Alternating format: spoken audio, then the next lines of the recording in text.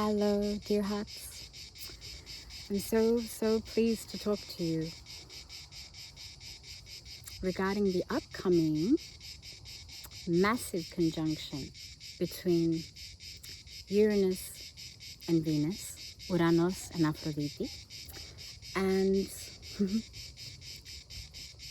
such conjunctions take place once a year, generally annually, but this specific conjunction, which is taking place as Uranus is at his last degrees in Taurus, going into Gemini, and Venus also connecting through the force of that first and early days of July 2025. I think the emphasis of Uranus departing and entering the early degrees of Gemini and giving us a taste of that after a long 7 years in Taurus. And as you know, being in Gemini won't happen again for 84 years because that's how long it takes to return to a star sign. So the same goes for Uranus returning to Taurus. So I'm really looking forward to see the blessings of Uranus meeting Venus, because they're very, very dear and beloved friends. Not only friends, they're cosmic allies. Aphrodite, Venus, was birthed from Uranus. And another wonderful thing about this is how close they are in terms of their capacity to awaken. Venus is a benefactor. Uranus, is a collective, very much a collective influencer that hits us on a mass level that works with generational shifts. And I will say, one thing that's always on topic when Uranus and Venus meet so closely and so intimately is the sudden release and transformation in the most futuristically awakened way in our relationships, in our intimate lives, and also in anything connected to what is basic versus what is superior, what is, exalted, and at the level that's higher than our, I guess you could put it by saying, conscious understanding, because we're tapping into the collective psyche working with Uranus and Venus, and we're tapping into the Gemini energy, which is very mercurial. So it's about how thoughts connect, how communication arrives through that incredible electricity, which is the mental capacity to think, to actually be aware of our thoughts, to direct our intentions, and how that interrelates as a species, which is at the top of the food chain. Taurus into Gemini is a massive shift because Taurine energy is about basic nature. It's about the fundamental necessities. And Uranus and Taurus is never going to be a comfortable place. I've written extensively on this, and I did so 7.5 years ago.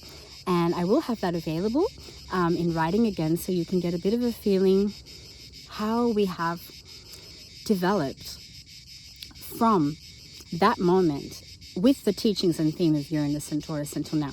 But more importantly, thinking about the final teachings, because Uranus actually speaks, actually likes to communicate at the final degrees. We're at the 29th degree. So we've had so many inner teachings and outer demonstrations, but the actual communication where logic and understanding can process the wisdom will bloom in these next couple of weeks. And we've already been seeing the upheaval and sudden changes and swift changes on a worldwide level in the last couple of weeks. I think a lot of us get scared when we think of awakening energy. Uranus is the awakener, Uranus, birthed from the great mother goddess Gaia. Can you understand the beauty of Gaia birthing Uranus, and then having him as her husband? Because not only did she create him, she also bewedded him. You understand? The sky and the earth, the ground which we stand upon, the hand that feeds us, and that union of sky and earth and this dimension of this earthly plane is an incredibly powerful one. They've had many children, and if we look at it in astrological terms, Uranus is never under the predictable light. If we think Gemini is very unpredictable and fickle, Uranus takes it to the next level, because Uranus and Uranus actually really does electrify and awaken. And in Gemini, shocks us even further. If there are people, if there are situations and circumstances that have been very much under the radar because of the Uranus and Taurus placement, with Venus and Uranus joining now in the next couple of weeks in Gemini, it's impossible for those hidden agendas and distorted relationships to relationships and reality and approaches to relationships, okay? All of that, my dear ones, will very much become apparent, and we'll be able to understand. We will be able to face the necessary developments, the necessary healing developments, collectively and personally. But it is shocking. We're fearful of Uranus and Venus joining hands because they don't allow for progress through the necessary contemplation. They just let it erupt in your life like lightning. It surprises you. You know, it's a eureka. It's a eureka that the soul has been desperately asking for. But the conscious mind may have limited that chance for development. It may have limited that chance for authentic realization. So when the self and logic through the self, through the identity, through who we're trying to be, restricts teachings, restricts information, restricts downloads, restricts the most wonderful thing I have to say. One of my favorite words is divine evolution. Evolution. When there's restriction there, Gemini, being ruled by Uranus, flows it onward, and there's no way we'll be able to hold back. The changes will be enormous in this next 7-year cycle in a way that does attack the way we think, the way we perceive reality, the way that we communicate, and the way that the net of communication functions. And on a grander scale, of course, the internet, all forms of communication, transportation, the world in which we negotiate and live by every day, and our immediate environments, but especially the way we express ourselves, how we communicate creatively, professionally, the way we formulate and think and concern ourselves, the way we investigate, the information we receive. So you can understand, information technology is going to be taking on another degree of potency, wherein we will not be able to fathom what is coming, what kind of technology is coming. It is going to be so out of this world. And at the same time, it doesn't have to be limited to technology when we think of objects such as computers and telephones and so on. It could also be nature's technology, because nature is even smarter than technology. Let's not forget, artificial intelligence and technology, man-made, mimics and copies nature. Nature which didn't come with a guidebook. We had to study and observe nature to understand how it functions and then mimic and copy it, which once again brings Gaia to the forefront. True healing can happen within our relationships if we're ready to let go. If we're ready to let go of what has held us down. One of the most beautiful things about Uranus and Taurus shifting from that heavy, steadfast, bull-like, determined aspect in all of us, from that shifting into a more flexible, more multidimensional, magician-like Gemini vortex, is that suddenly it's not about the goal. It's about absolutely every component that supports it. And I can tell you now, many of us have been stuck because we've been waiting for a result. We've been expecting something. We have been looking at life through a very, very limited lens when it comes to Uranus and Taurus. It's about basic necessities. Suddenly this lens becomes a multifunctional lens where you have at least 1,000 eyes and you need to see so much at the same time. Where does that lead you? Who is going to be observing at that point? If there's 1,000 eyes, who will be observing? It's a beautiful, beautiful way to relate to reality, because Uranus in Gemini is at home there. It is an air sign.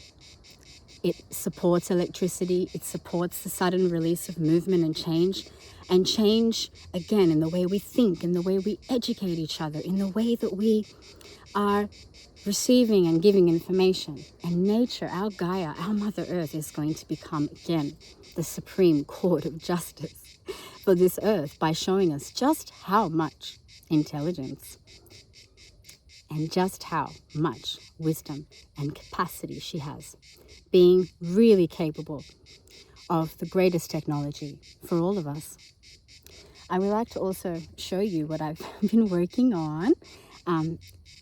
Your beloved Venus sacred scent will be activated during this incredible conjunction, and your beloved Uranus sacred scent. Now, Uranus has got hints of chocolate. It wasn't easy to extract that because when we're talking about chocolate into an essence, it's quite an in-depth process, but it is divine. Chocolate is the top note. Uranus needs that. It needs that sense of chocolate. And Venus, you all are so into it. Well, Venus has been, everyone's favorite for so long in terms of the sacred scent, continues to be for the heart and opens the heart chakra. And Uranus as the sacred scent just gets us ready to receive, connects us with the universe in a way that doesn't limit us through the lens of one perception or one ideal or one view, which is coming from a self-oriented viewpoint. Uranus now going into Gemini is about every possible degree of understanding. So what I did want to say, and I got a bit excited, was that so many of us,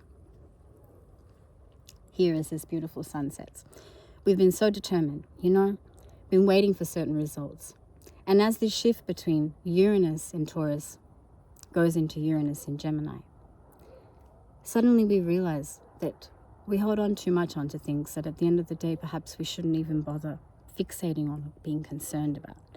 And that's beautiful teaching, because if something harmful has happened, let's say, if something painful has happened, if a lot of suffering has entered someone's life, and our nature, our pure and most supreme and authentic nature, finds it difficult to process that, and we say, oh my goodness, this is very difficult to process because it creates pain. And it's hard to believe that such harm and such pain can take place on this earth and amidst the people and so on. Even if it takes such a long time to accept that pain has taken place, that harm has taken place onto this earth and onto our brothers and sisters and all that which is life, okay, our lives and the lives of others, it is equally as important now to understand that we are also very much allowed to be grateful that we aren't that necessary display of conflict. Instead, we're on the other side, wherein we're maintaining an authentic heart and presence. So when it's necessary, it can bring the greatest potential out of us. But at the same time, when it's unnecessary, it can be not just the detriment of the person that's inflicting the pain or the situation, but that of a good and pure and authentic space and heart can also be taken down. And this is where we all have to learn how to respond and react. And Uranus in Gemini will help immensely, because we now in our relationships won't be limited in our lens. We will definitely have a view that is greater. Remember, 1,000 eyes. And what I'm wholeheartedly wanting to share from my own lineage, and when I say lineage, I'm talking about that, about everything that has been put into my sacred path and heart to be of service to everyone. What I would like to share with all of you is, as hard as it is sometimes to be kind, to be patient, to be forgiving, to be able to accept other people's falls, other people's detriments, ill and negativity that has taken place in the world around us and in others, and how they've harmed us and so on and so forth, and how others harm each other. What is very necessary in this growth portal right now is how we respond. And of course, love is the most important antidote. And when I say love, I'm not talking about love that is full of a need to connect with others, to receive validation. When I talk about love, I'm talking about a complete wish and care that everyone and everything becomes, in the depths of their heart, once again returned to their authenticity, and therefore is capable of being helpful and serving others and serving this earth as a whole. And that journey back home is not an easy one. Sometimes it takes people lifetimes to regret the ill that they've caused onto others, to regret the killing they've done, the lands they've destroyed. You know, sometimes it takes eons for people to understand, for minds to relate to the damage, to see it and confess and be sorry. But we cannot do anything other than stay true and not fall because of the detriment of others. In fact, rise even further and continue to be a true example, because what we have always forgotten to remember, those who are doing their best to serve this sacred earth, this Gaia, to help others, to be light workers amidst the masses, to bring everyone to their authenticity, to their heart, to help everybody heal and feel at home and come home and be safe. What we always forget on that journey home, those of us that are in that stance, is we aren't the opposition in that journey. And because we care so much, at times we feel we are, and then we let people into our energetic field, and then we start to suffer unnecessarily. We suffer because we feel what the others cannot process. We go through what the others cannot face. But there's no need for that anymore. That's the law of Uranus and Venus in union. In our relationships, we have to wake people up, and the best way to do it is to stay true in our hearts and no longer be stubborn to stick to a result. Get ready for the 1,000 eyes and the many, many possibilities and pathways and the awakening that will be total. You know, it's going to be rising everywhere, but it will challenge us if we don't want to divinely evolve. And don't worry if people don't listen to your wishes, to your heart. Don't worry if Uranus shows you that perhaps your ideas are too futuristic, or what you're trying to give the world people reject. It doesn't matter. You keep doing your best. Uranus and Venus, Uranus and Aphrodite, they awaken through love. They awaken through the power of the great Mother Goddess in her rise, coming through that foamy, luscious, infinite water, which is this earth full of more than 70% water. Seeing Aphrodite rise, Venus rising in that goddess-like stance, so we can all see beauty and be grateful to be touched by it. And anyone who superficially or secretly or in any way tries to disturb authentic beauty, and when I say authentic beauty, I'm not talking about any type of status in terms of how something needs to perceive itself or be. I'm talking about the radiance in our being. If that goddess-like stance of Aphrodite is being forced to wither or not be present or not be available to the world so people can value its beauty, so people can be helped and healed by its beauty, Uranus says, well, this is where the electrocution takes place, because we are all allowed to have beauty within us. We are all allowed to return to that. And what does that mean to our hearts? So there is so much emphasis on developments now. But everyone, brace yourselves. As many great friends have said, mind your minds, because you're going to have to be really aware in this next couple of weeks and let the power of the planets, the benefactors, support the collective and the individual through the beauty, which is the heart, and the power of futuristic, far beyond the logical and rational mind. Literally electrify and electrocute all of our preempted assumptions and let the true surprises happen that are going to be gracious. And as I said much earlier on in this offering, the technology of the Great Mother Goddess in the form of Gaia is just so advanced, and we will see just how powerful she is. So you're not alone, everybody. All the true ones will just get truer and truer, I promise. Have a wonderful time. Let me know how you live it all. And I'm here if you want to chat about your personal experience with Uranus and Gemini. Don't forget to check the Uranus in Gemini axis on your own natal star map, which is going to be where Sagittarius and Gemini live. But I'm always here if you want to do something more elaborate. So here we are. Sunset has happened. And the trees don't want to say bye. Okay. Good night. Thank you.